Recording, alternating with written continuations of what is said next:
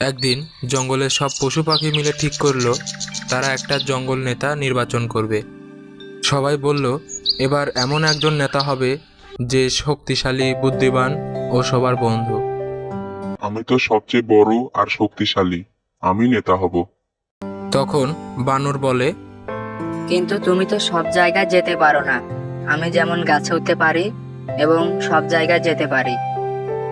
বানরের কথা শুনে টিয়া বলে উঠল, সবাই আমার দিকে একটু তাকাইও। আমি তো উড়ে উড়ে সব জায়গায় খবর পৌঁছে দিতে পারি। আমি হব ভালো নেতা। সবাই বলছে নেতা হব নেতা হব, তোমরা তো চাইলে আমাকেও নেতা বানাতে পারো নাকি? এদিকে সবার এমন কথা শুনে বাঘ রেগে গর্জন করতে লাগলো। ভয় পেও না, আমি তো আছি। আমাকে নেতা বানাও, আমি সবকিছু পাহারা দেব।